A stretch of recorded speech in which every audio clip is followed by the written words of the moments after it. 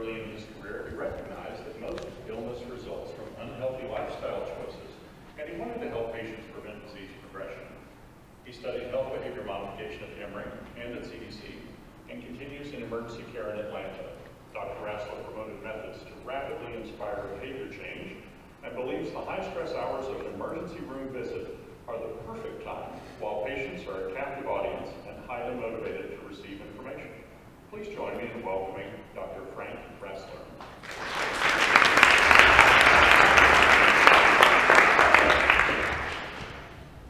Well, good morning. We have accomplished amazing things in medicine, haven't we? But we still haven't figured out how to get people to quickly, easily, happily change unhealthy behaviors. Decades of research have proven the obvious that reducing unhealthy behavior will increase our likelihood of a long, happy life. But our entire healthcare economy is overwhelmingly skewed towards disease intervention rather than prevention, because there's no profit in telling you how to prevent disease. There's a lot more money to be made putting a stent in your heart than treating a heart attack and with lifestyle changes. We need a societal shift towards increased daily activity, management of unhealthy stress, and a diet that is plant-based rather than controlled by the junk food and meat industry. Now, I began my training as an emergency and intensive care physician 40 years ago. Technology has improved, and we have the internet of information, yet the vast majority of what we treat is still waiting to be found out. Now, we need to redirect future marketing and research away from disease treatment and focus on prevention. Decades of research have proven that by reducing unhealthy behavior, we're going to have a longer life. But we've spent so much time and money reproving the same science. We don't need more research to tell us that exercise is good, smoking is bad, and what we eat is important. We know that. What we need to do is figure out human motivation, behavior change, help make healthy living an easier choice, more compelling, and less expensive. We need to figure out human motivation, how to get people started, and how to keep them going. Now, this is a new era of understanding how the mind controls the body. We can establish new neural connections, we can extinguish old behaviors. The mind-body connection needs more attention. It's been recognized for thousands of years, but because it's difficult to study and quantify, we neglect its importance. A placebo, a blank pill, can cure illness, can relieve pain. It proves the mind's ability to control the body, and it's powerful. 150 years ago, the physician Franz Alexander said, "The fact that the mind rules the body is, in spite of its neglect by biology and medicine, one of the most fundamental facts we know about the process of life." Now, there are many successful behavior modification techniques you can use. You can go cold turkey. You can use the gradual baby steps method. There's the pain-pleasure model, aversion therapy, substitution, hypnotism, meditation, peer support, and belief in a higher power. Obviously, one method doesn't work for everybody. Each of us fits into one of a few different personality categories, and we need to match the most successful technique with that person. Now, in the emergency room, I've had many patients experience rapid, profound, and lasting changes in their unhealthy behavior when they come face to face with death, or the sudden realization of the damage they've been doing to their bodies with unhealthy behavior over years. This is the ultimate teachable moment. I think of emergency room patients as being an advertiser's or a communicator's best possible audience. they and their family really want to hear information on their disease, and they're a captive audience. They got no place to go for a prolonged period of hours, and at least for the hours they're with us, they are highly motivated to change unhealthy behavior. But by the time I see them in the emergency room, the preventable damage has often already started. We need to teach and communicate the health risk information early. And most people need to hear it many times or have many repeat attempts before they finally change behavior. Now, typically, we try to inspire healthy behavior with positive thinking or positive visualization of the health benefits you're going to get. We like to think positive. But to permanently change unhealthy behavior, you want to use both sides of motivation, negative and positive.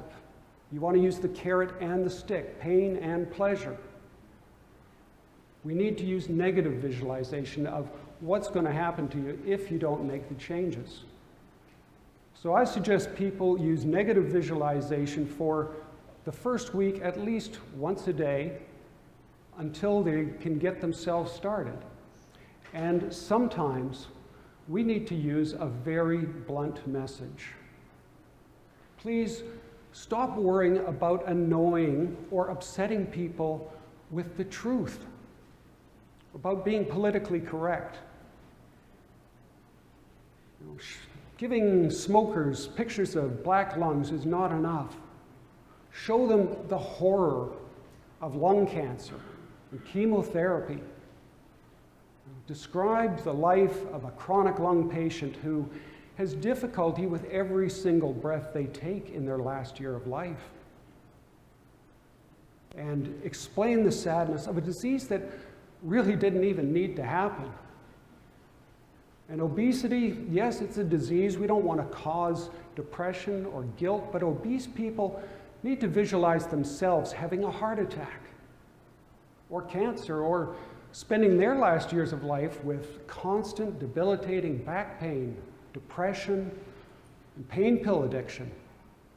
You know, we do people no favor by sugarcoating preventable disease. Not being honest with high-risk behavior, it only postpones the sadness and allows it to worsen. I see the sadness every day. Now, I have a couple of TED Talk videos you can check out later if you want on negative visualization techniques out on YouTube. But right now, I'd like to give you some very brief examples of positive visualization techniques that fit well with our short attention span society. I think just about any health issue that you want to work on to change, you can put it on a very simple health scale. Okay, maybe on one end of the scale you've got I hate exercise or laziness. On the other end of the scale you've got regular exercise or fitness, or maybe a different person has depression or unhealthy stress on one side, and on the other side manages stress well or happiness, or maybe you've got obesity, food addiction on one side, and on the other side, nutritious eating and weight control. Visualizing where you are on this scale now and where you want to get to can help you succeed with behavior change. But you've got to be realistic with your goals. Maybe you want to be over on the other side next week, or maybe it'll take 3 months. And maybe you'll just be extremely happy to finally get yourself started with a smaller first step. Or maybe realistically, you're never going to make it over to the other side, but that's okay. As long as you get yourself started, and you can build on that, as long as you're moving in the right direction. We also want to teach people that success in changing behavior is rarely just one isolated issue. It's usually a combination of things. For example, there's a simple relationship between stress, exercise, and sleep.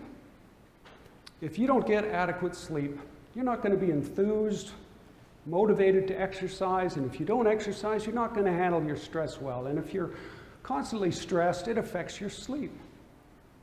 But 6 months after you begin regular exercise, You will definitely handle stress better. You'll have more energy, more resilience. You'll sleep better, and you'll probably look better too. And with obesity, it's not just about how much you eat and what you eat. You also got to focus on what are the other issues for that person. Is it lack of activity, exercise, depression, food addiction? We all desire to be healthy and happy, but inspiring a lifestyle change requires goals and a plan. You need to be honest with your goals, and you need to commit to put real effort into it. We often lose focus if we don't get rapid results, so we need to teach people how to be persistent.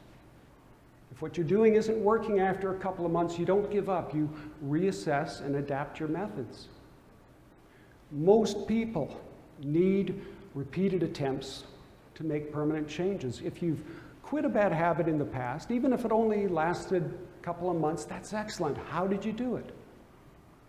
Teach them how to analyze what worked and what didn't work. And show them how not to give up, and communicate how to do a do-over or a restart. And part of our goals should be just being happy with progress you're making and who you're becoming. We need to de-emphasize the ideal or the Hollywood image of beauty and health. We don't need big muscles, or whiter teeth, or plastic surgery. We should be promoting simple, healthy longevity without an unhealthy obsession. Becoming an Ironman triathlete, that's great for some people. We should be encouraging love and self-love, forgiveness, so that people can feel deserving of their health. So let's begin communicating the simple concept of loving the idea of living a healthy lifestyle. And in closing, a little reminder that in medicine, there are always exceptions to the rule. And I'll bet she had bacon and eggs for breakfast every day of her life, too. Sometimes in medicine, genetics will beat out any advice we try to give. Thank you very much.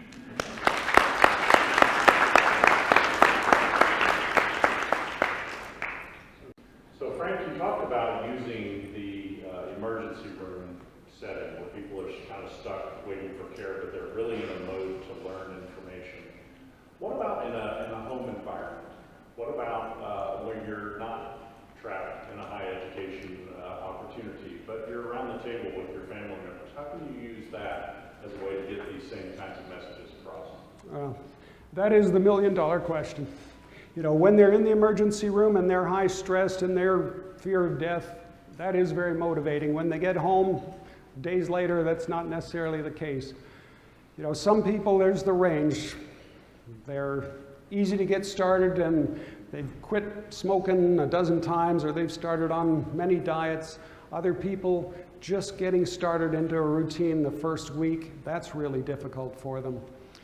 But visualization is an incredible technique that we should use more often.